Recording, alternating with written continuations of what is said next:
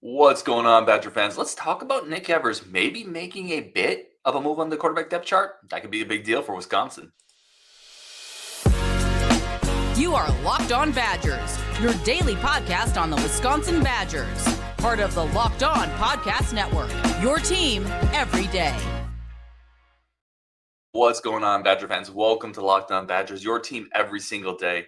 Thank you so much for tuning in. Really do appreciate it. Today's episode brought to you by JCE Medical. Get $20 off life-saving antibiotics with JCE Medical by using code LOCKEDON at checkout over at jcemedical.com. I am your host, Ryan Herrings. Thank you so much for joining us. A lot to talk about today. One of the things we're having kind of fun with here and there is we've been doing this Badger of the Day, the BOTD. If you see it on the back on YouTube, it's Cecil Martin today. He was a fullback at Wisconsin, 95 to 99, played in a couple Big Ten Bowls, 6th-round NFL picks, had a couple touchdowns in the NFL, a lot of success post-football too. But we're going to go with Cecil Martin today. And one of the reasons I like doing this is there's so many players in the fabric of a great program like Wisconsin kind of woven into it that connect all of us. But if you're not in this community, this Badger community, you probably have no idea who Cecil Martin is, right? If you're a football guy, or so many players, Zach Brown and DeRasmus and just there's you can go on and on and on, right? Vitali, all these guys, all these names that connect us as Badger fans. So I like throwing these older names out there at times just to kind of connect the community and just have some fun with it. So, because that's what being a fan is all about. It is about having fun with your community. So we're going to go with Cecil Martin as our Badger of the Day today. Let's talk about Nick Evers. This one's really interesting to me. So obviously we need to look forward, right? We've spent a couple days talking about the Iowa loss. Excuse me. A couple days talking about Tanner Mordecai getting hurt. Braedyn Locke is going to be the next guy. It was interesting to me because if you remember back in spring, like Nick Evers, well, let's go even further back. Nick Evers transfers in from Oklahoma, right? This incredibly talented, athletic, dual threat, former 4-star guy. And he gets to campus, and that was the expectation at the time. We thought that might be the starter, right? This was before Locke. This was before Mordecai. And then, you get Mordecai, and you're like, okay, so we have the quarterback of the now, which is Mordecai, and then we have the star for the future, and it's Nick Evers. And then you land Braedyn Locke, and pretty quickly, Braedyn Locke kind of jumps Nick Evers on the depth chart. Miles Burkett does. If you remember, Marshall Howe was getting reps over Nick Evers in the spring game, the former walk-on. And, I kind of said, I don't know if it's going to happen here. I didn't even kind of say it. I said, I don't think it's going to happen for Nick Evers if he's getting beat out by a preferred walk-on. But there recently, Zach Halpern had a tweet about this. They said Luke Fickell was talking about who's going to be the backup now that Braedyn Locke is the starter. And he said, Miles Burkett, Nick Evers it's going to be Burkett. He's listed as the 2, but Nick Evers is going to be in there as well. That to me was really interesting. The fact that Nick Evers is in that battle is going to get a lot more reps in practice this week. The fact that he mentioned Evers and maybe not a Cole LaCrue, for example, that's interesting. That's really interesting because Evers is the highest upside from a physical standpoint quarterback on the roster. Probably higher upside than even guys coming in the 24 and 25 classes potentially. I'm just saying as a pure physical run, athletic whip of an arm, Evers has all the physical tools. And if he's starting to slowly put it together, that is huge potentially for Wisconsin because he's got unique traits. He just has to put it together. And, it certainly didn't look like he was doing it. But if he's now kind of in potentially putting himself in a battle for that number 2 spot, listen, that's a big deal because he is a star if he puts it together. So I'm very excited to see if Nick Evers can maybe get some reps. I've talked about one of the things I would love to see it. And this is easier said than done, right? And I don't know if Phil Long was the type of coach that would want to do this anyway. But with Nick Evers' athleticism, I would love to see him in just some kind of wildcat package, maybe near the goal line, maybe near in the red zone. Give him one simple read, right? Like a tight end drag, and he's rolling out, and he's either a wide open tight end in the end zone, or you're running it. You're using the athletic tools. I would love to see Evers get some burn and get some reps in situations like that because I think he's athletic enough to make a difference. If you think back to like the Tanner McAvoy reps when he came in as a wildcat quarterback, Evers could maybe play a role like that because Braedyn Locke is not that guy. Braedyn Locke's not a runner, and quite frankly, even if he was more mobile, you don't want Braedyn Locke getting hurt. Like you can't have him getting hurt. Could Nick Evers be a guy you bring in as a changeup just for a couple snaps here and there, maybe in the red zone to get another runner on the field? Maybe. I don't know. I'm interested in it, but I'm mostly interested in the fact that Nick Evers seems to maybe potentially be putting some of this together. If he's battling, if he's right kind of there with Miles Burkett or right behind him, he's going to get more reps. I'm excited to see where that might go. So that was interesting to me. Let's get into some of what, excuse me. Let's get into some of what Luke Fickell had to say at his press conference. I always find this really interesting. Luke Fickell has a lot of good things he says. The first thing he said, and this is all paraphrased, there's only one way to get the taste out of your mouth. And it's true. Like, we have to look forward. We have to look forward to Illinois. We have to put that craptacular game against Iowa behind us. Let's look forward to Bielema. Let's look forward to Illinois. And that's really what he was saying as well. You have to look forward. You have to move forward. The train keeps moving. Nobody feels sorry for you in football or in life, right? So you have to keep moving forward, trust the process, and just keep getting a little bit better every day. So I appreciate that. Not to pull a Paul Christ into here, but I appreciate that sentiment. You got to move forward. We got to get better. We have to continue breaking through this thing, and we can't stop at the station. The train is, people are getting on and off, and we're going to stay on, and we're going to keep going down the tracks. So I appreciate that statement. I mean, what else is he going to say? I get it, but it's also true. That is also the true statement. The only way to get that taste out of your mouth is to go beat the crap out of Illinois. One of the things I thought was interesting, there was a reporter that asked a question about tweaking things offensively for Locke, like the difference between Braedyn Locke and Tanner Mordecai. Luke said, Coach Fickell said, I don't know that there's a ton of difference. I think the biggest difference is just the experience between the two. Obviously, Mordecai has a lot more. I thought that was interesting because I think the mobility is a huge difference. I think you're going to see a significantly different offense in some ways than what Phil Longo was using with Mordecai, because you're not going to use Braedyn Locke. You're not going to use Braedyn Locke as a runner like you did with Tanner Mordecai for a couple reasons. The first is you're out of depth. Like, I think the coaching staff felt pretty good about Braedyn in the number 2 spot. I don't know how good they feel about Burkett and Evers and LaCrue in the number 3 or 4 spot. That's no knock on any of those players. They're just young. So I don't think they're going to run it when they're talking about tweaking things offensively. I think they will. I think it might have been a bit of coach speak from Fickell. I don't think they're going to run and put the ball in Locke's hands nearly as much as a runner than they did with Mordecai.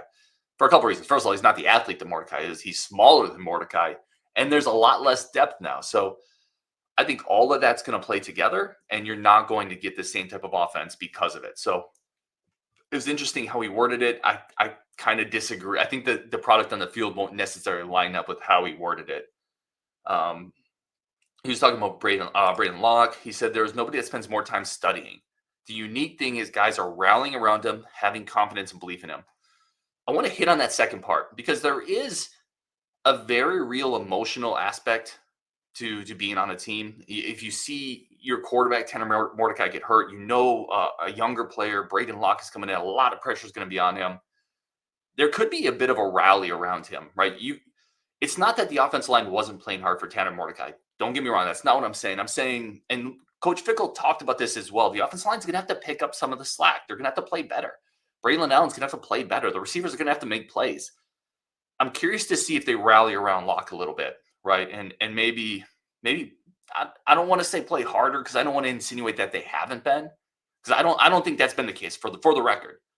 But teams can rally around things, right? They can find little bits of motivation or little bits of something just to tick them off and get them going. And I think there could be a bit of a rally around Locke, and I think the offense might be a little crisper in the passing game just because I think he might be a better passer than Mordecai. Again, not the experience, not the athlete, not the size, but I like what he's going to bring from a passing standpoint, and I'm curious if the team's going to be able to rally around him a little bit. A bunch more coming up with what we want to talk about from Coach Fickell's press conference, plus some of your comments, plus a quarterback committed to Wisconsin. I want to talk about all of that coming up. But first, I want to talk to you about our friends over at JCE Medical. Listen, I'm a bit of a prepper. Like, I have a family. I like being prepared for my family, for my kids. I have the survival water. I have the survival food. JCE Medical has given me another tool to put in my survival belt, and I really appreciate that. JCE Medical has built the JCE case, which I have, to give you access to life-saving antibiotics. 5 life-saving antibiotics that treat a ton of different infections and illnesses. delivered to your house in a case with instructions and resources that you can reach out and get information on how to use all of these things. I really like it. It gives me peace of mind so that I'm empowered to take care of my family, my kids. I'm not worried about if there's an emergency. I need to get to, a pharmacy. I need to get down the road. I don't have to worry about that with the Jace case, because I feel empowered to take care of my family, my kids. And there's nothing more important to me in life than that. And, Jace has provided me some insurance on that front, and I'm very grateful for that. Right now, you can save more than $360 by getting these life-saving antibiotics with JCE Medical, plus an additional $20 off by using my code LOCKEDON at checkout on jacemedical.com. That's JASEmedical.com. Empower your family today. Today's episode is also brought to you by our great friends over at FanDuel. FanDuel is the best sportsbook bar none in America. There's a reason we use it. Safe, simple, easy, quick payouts, incredibly fast to get started, set up, get going. Plus, they have all of the bells and whistles you expect. In that simple, easy-to-use package, you get parlays, futures. I've been on my teams. I bet with my heart. I have a futures bet on the Suns winning the NBA Finals on FanDuel. I had a bet on the Braves winning the World Series on FanDuel too, but I also have the Niners winning the Super Bowl, all on FanDuel. They are the easiest app to get started and get going right away for sports betting. There's not another sports book like it. Plus, now is the best time to join FanDuel. The app is easy to use, and you can bet on everything from spreads to player props and more. Visit FanDuel.com/lockedon. Bet $5 and you get $100 or $200 in bonus bets guaranteed. That's FanDuel.com/lockedon, the official sports betting partner of the NFL. All right, let's get a little bit more into what Luke Fickell had to say in his press conference. I love this one. He said someone asked about the offensive line. He said, I challenged them because I challenged them to play better than they did. I thought they played good. We need them to play better. I challenged them because they can handle it. I love that. Because let's be honest here. Iowa has a really good front seven. The offensive line didn't play well enough. They didn't. And one of the things I think has been a constant this year for this team and this offense is Tanner Mordecai at times has bailed out the offense. Bailed out the offensive line with catching errant snaps, avoiding pressure, taking off, at times scrambling for his life. That's not something Braedyn Locke's going to be able to do as well. He's not as big. He's not as mobile. He's younger. He's not as experienced. The offensive line has to play a lot better. They have to pick up their game. And again, I'm not saying they were the reason Wisconsin lost to Iowa. They weren't. I mean, there were a lot of reasons Wisconsin lost to Iowa. But going forward, you now have a younger quarterback. Your offensive line has to keep them upright, has to keep them protected. You have to get them good snaps, right?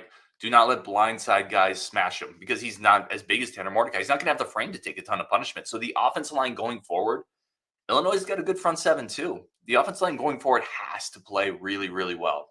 They have to.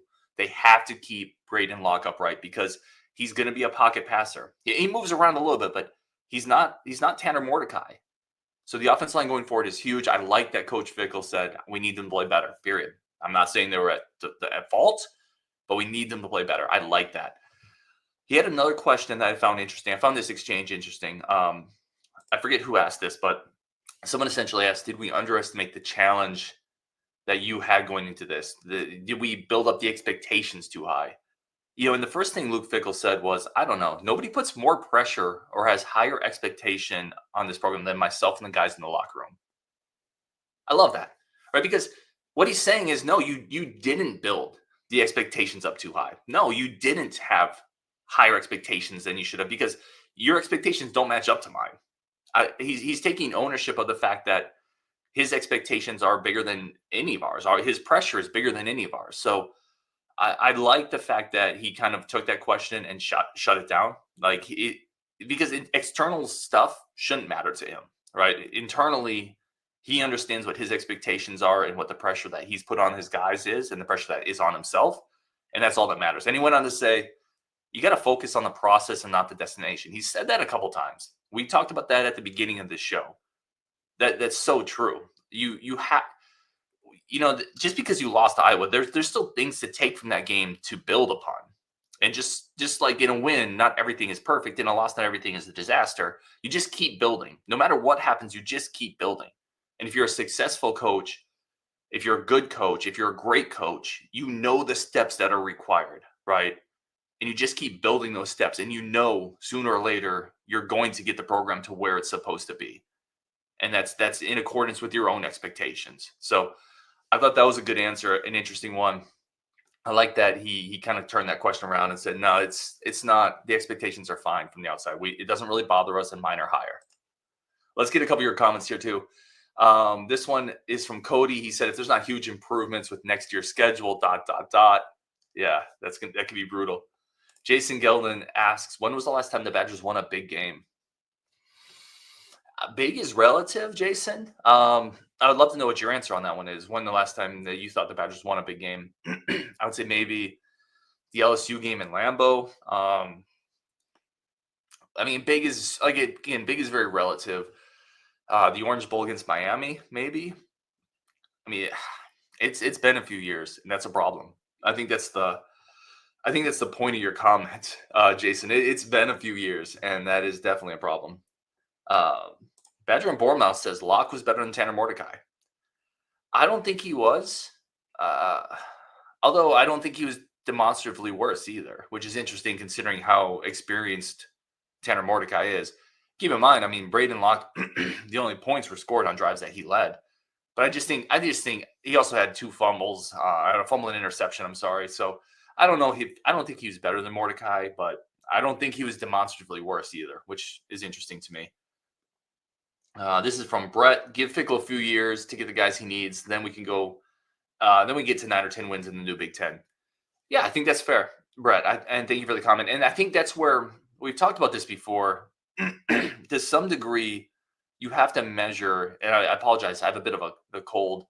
But to some degree, you have to measure success not based on what we're used to, expectations that we're used to in the Big Ten West of old, but measure success based on a much tougher conference going forward.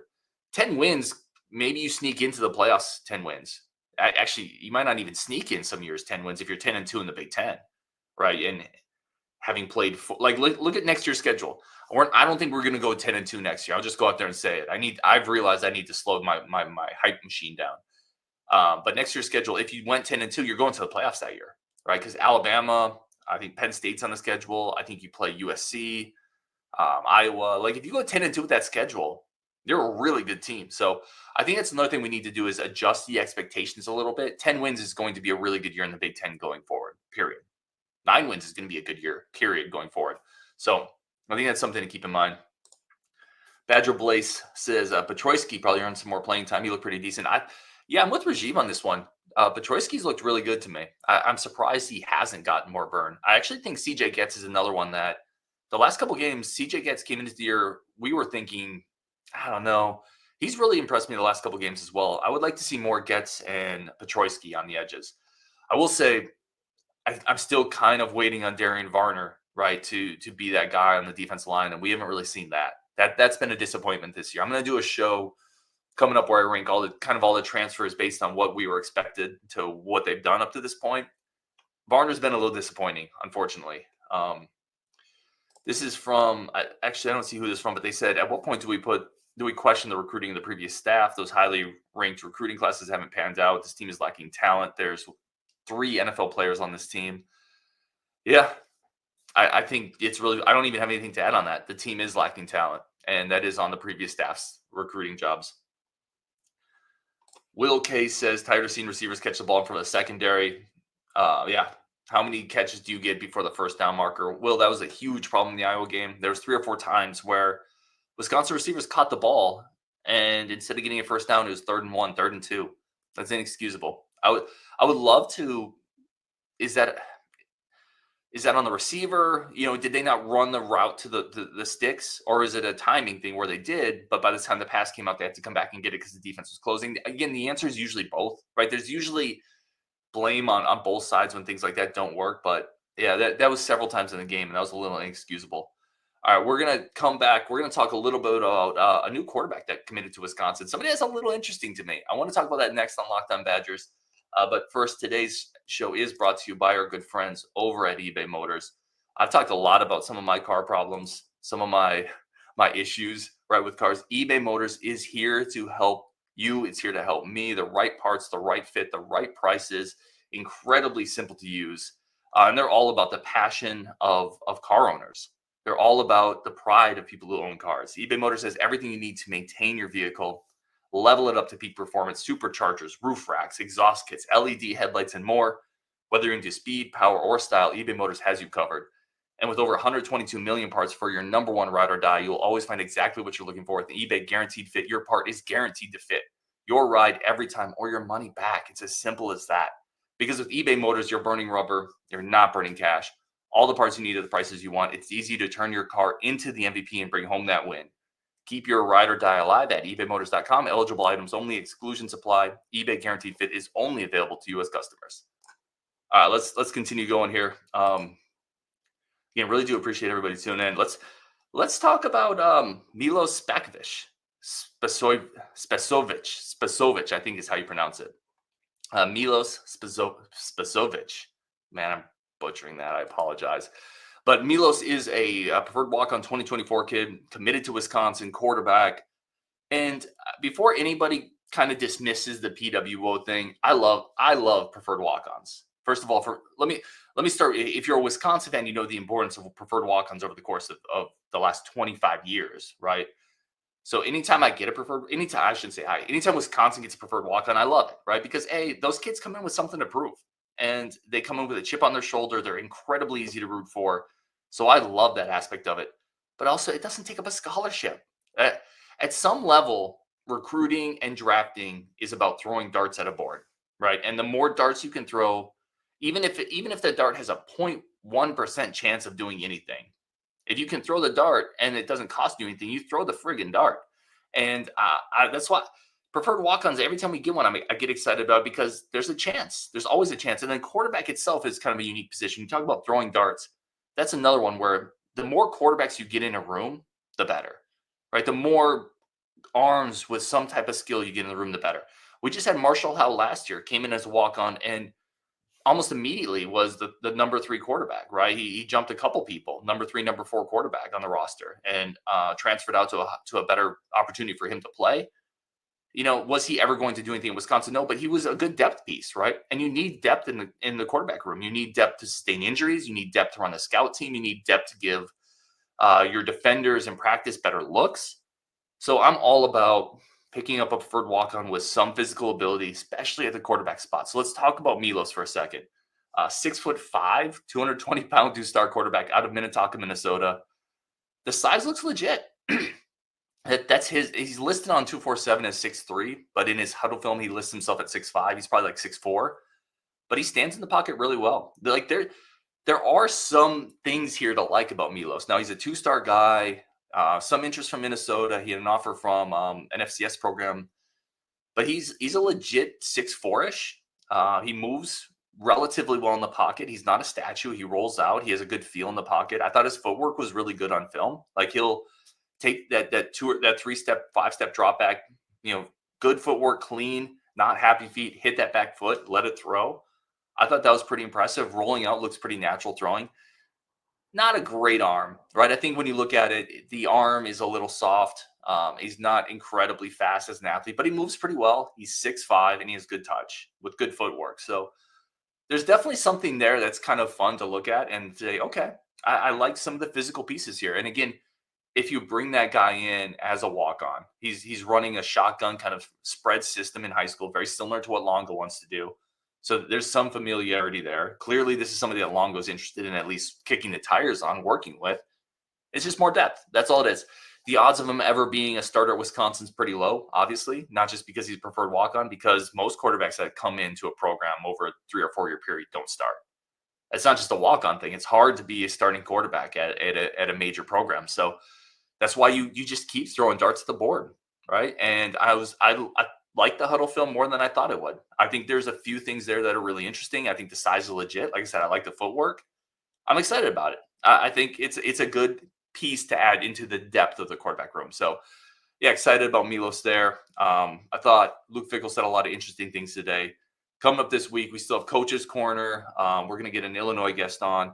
I have a really special guest I'm working on that should give us a unique insight into Braedyn Locke as well. I'm hoping to get that done. But first, Thank you for tuning into the show, for everything you guys do to help build this community up. I really appreciate it. If you're an everydayer and you listen every day, thank you so much. On Wisconsin, and we'll talk tomorrow.